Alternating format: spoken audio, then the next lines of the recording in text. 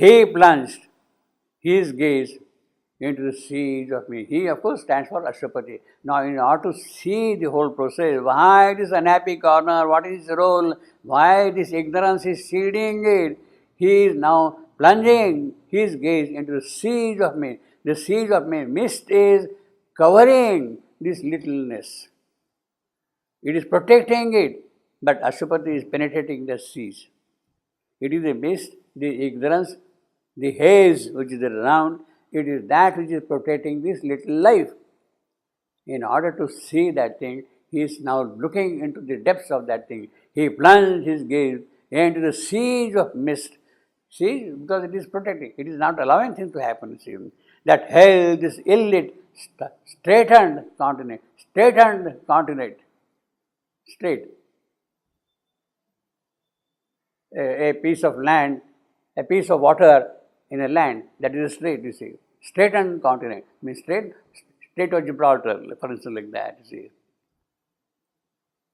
Straightened continent, reigned with the skies and seas of ignorance. So the seas of there, and then it is making a little dent, so to say, and kept it safe from truth and self and light. And kept it safe from truth and self and light. It is this siege of mist which is sort of guarding it away from truth and self and light. This mist of ignorance, this mist of creation here is protecting this littleness, this finiteness against truth and self and light, you see. In other words, it needs, in order to protect this individuality, you need some kind of a thing. Otherwise, the truth invades and self invades and light invades, it will lose its individuality, its character completely, you see. So it is a sort of little kind of a complex process by which this is happening. So in the divine logic of things, the negative also has, so to say, something significant to offer. It is with a certain purpose. Why finite? Infinite has to become finite. Infinite has to become counts and counts and counts, because each count has to be protected also against truth and self and light, you see. You see, all those things, you see. And then once it is formed and held rigidly like that, then it has to start growing and find its own true individuality, what it is here for, true individuality. As when a searchlight stabs the night's blind breast, searchlight stabs the night's blind breast. Searchlight, you throw a light, as for instance in the case of war, you throw a searchlight to see the camps of the things. Searchlight stabs the night's blind breast. Now here, as when a searchlight is with a hyphen, no? In the book?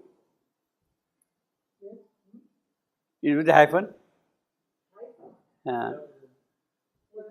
Searchlight. Hyphen. Like this one, yeah. Now in the revised edition they have removed the hyphen. It's no more there, it's not there. As when a searchlight stabs the night's blind breast.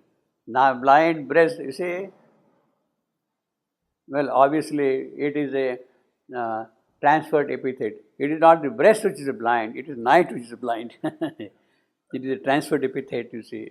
Good example of that thing. You see, I mean, if you say, snap the blind night's breast, no more is poetry, you see.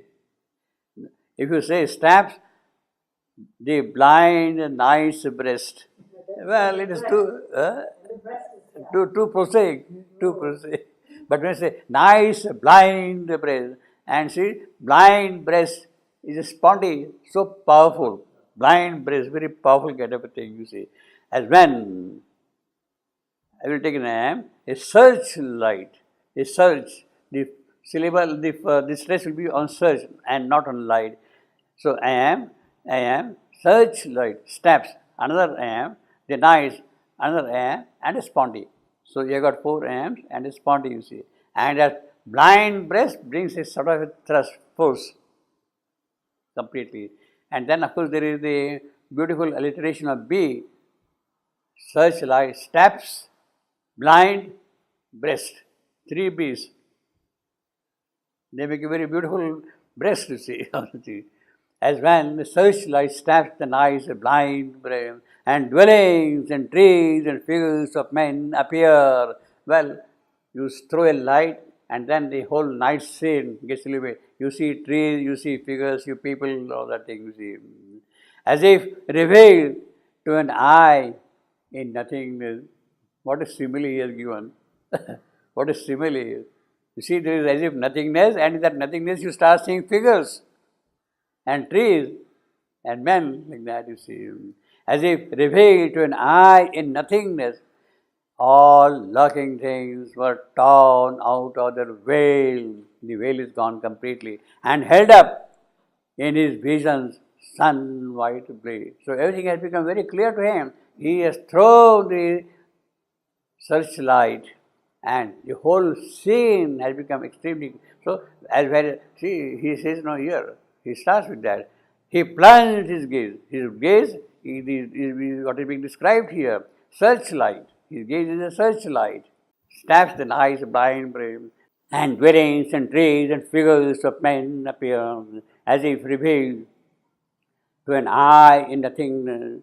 To an eye in nothingness. You see, this is the whole point. Out of nothing, this is started happening. His searchlight is seeing so far, far, far behind the entire process. You see, all lurking things were torn out of their veil. So everything has become, all the veils have gone away completely, and now he has a complete picture of the whole thing. Vision, sun white blaze, pure, bright blaze. Everything is, that is kind of vision he has got now. In a word, he does not see these things as an unhappy corner, or this or that, or the mischief. He sees a kind of a different meaning behind all that thing. With sun white, bright, pure, sun white, bright, pure, which cannot be dimmed. It does not become dull, you see, bright, pure, blaze, you see. That is the kind of figure of God, held up in his vision, bright, a busy, restless, uncouth populace. In the dusky, unnoted thousands there. Now, these are the Godheads of little life.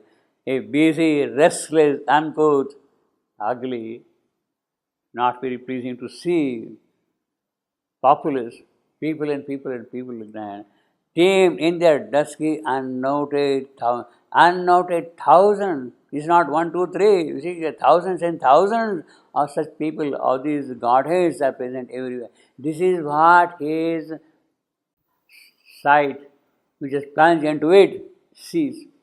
Ashwapati sees, Saitwani sees. Came in their dusky, unnoted, thousands, unnoted. Until now, nobody had noticed it. But this searchlight has brought to his a mist of secrecy wrapping the world scene. The little deities of times neither act. Same, these the thousands, little deities of times neither act. Times neither act. This has happened in the course of time. The moment life entered into matter, when things started happening, that is the beginning of time. And it is time, in that sense, which has brought out these little deities, these small deities, these mischievous deities, deceptive deities. The little deities of time. Now, these are the little deities of time. Time neither act. But there is also time's higher act, superior act, brighter act. It will come in the course of time. It will come. Here, times, this is neither act of time, and that neither act of time has a purpose, so that again that thing keeps on happening. The little deities of times, neither act, who work remote from heaven's controlling eye. Who work, these deities work remote from heaven's controlling eye. Obviously, the heaven is too far away from them. In that sense, they are kind of safe, they can work. Otherwise, they are terribly afraid of heaven and interfering with them. Who work remote from heaven's controlling eye, plotted unknown to the creatures whom they move. So they will keep on plotting all kind of designs there. For whom? creature means they are plotting something against me, something against man, something of humanity, you see. They are doing that kind of thing. Plotted unknown to the creatures whom they move. They are really, in fact, that is what happens when a person is possessed by a lower vital being. He is totally lost. He is totally lost. When a person is possessed by a lower vital being, he is driven by them. The way he wants, they want to do him, he will do that kind of a thing, you see.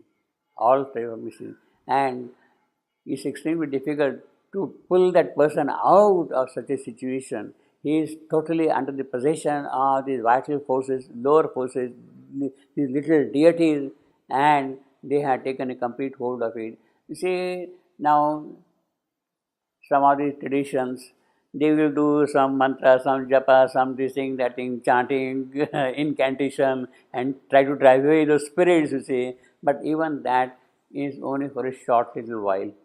It does not become a permanent cure at all. It does not become a permanent cure. A man is under the possession of a bad influence like that. You do some chanting, you do some incantation and drive away that force. But then again, there is something in man himself which opens itself to it. And they start invading once more, you see. So unless, the only safety is, unless your psychic being is open, is present there, you cannot really help a man at all. Nobody can help a man, see. Nobody can help a man at all, see. In fact, that's the most important thing, most difficult thing also.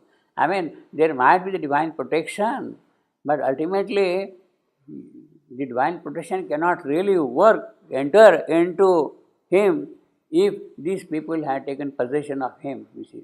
You have to empty out yourself, some little bit of this, who work, and nobody can help him. We try to help a man who is possessed, who is haunted by this thing, do this, please him, he wants to drink, he wants to play, he wants to give money, whatever. You will unnecessarily spend your money, effort, your energy.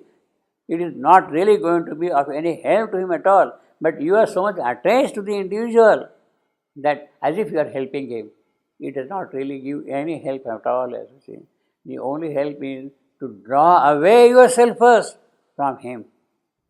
Draw away yourself from him completely and then pray and try to bring a divine influence and see that the divine influence works in you. Otherwise, by attaching, by emotionally connecting yourself with him, it does not help person at all, you see. It never helps, you see. That is the tragedy of most of the people, you see. People don't understand that thing. When a man is possessed like that, he is under the obsession of such influences, then you want to help him, but that is not really helping you at all. In fact, you are rather increasing his problems, decreasing his problems. The only help is withdraw completely from him and then bring a higher divine power into operation. It is that alone which can to some extent help you. The small who work remote from heaven's controlling eye, plotted unknown to the creatures whom they move, the small conspiracies of this petty reign, abuse, so deception, diving away yourself completely from you. Also, they go on, small contriving, the brief hopes and little eager steps and little ways and reptile wallowings in the dark and dumb, and the crouch and ignominy of creeping life. That is what you are here constantly. And the crouch and ignominy of ignominy, something which is not very happy, not infamous ignominy. Crouch is using as a noun. A crouch, an animal is crouched, the river normally, sitting to pound something upon there. And reptile wallowings in the dark and dumb, and a crouch and ignominy of creeping life, the way the animals crawl on the surface of the earth, you see. That is what people do here, you see. A trepidant and motley multitude, a trepidant and motley multitude, trepidant, who is fear of something, fearful, there is a fear, and motley of mixed variety, of multitude, A strange pell-mell magic of artisans was seen molding the plastic clay of life. So trepidant and motley, they are themselves of fear, you see, and motley of variety of things. Strange pell-mell of magic artisans. Again, a trepidant and motley multitude. See the T alliterations and the M alliteration in this line. A trepidant and motley multitude. T's and M's in that line. What a beautiful line. A strange pell-mell of magic artisans was seen molding the plastic clay of life. Plastic, yeah, well, that is the whole purpose. Life has lent itself to that thing, and therefore it can be molded. An elfin brood, an elemental kind. So he is giving the example now of the elfin, goblins, sprites, spirits, all this will come. You see, bhutas, what we call in our language, bhutas, pishachas, bhutas, all types of people will come. Was seen molding. In fact, in the Indian mythology, there are at least half a dozen of types of these people who are described there. You see, was seen molding the plastic clay of life, an elfin brood, an elemental kind. Well, elemental in the sense of the sprite or the spirit of the spirit. It is this elemental is in the theosophical sense. Theosophicals, this physical element. These are the beings, small little beings. An elfin brood, an elemental kind.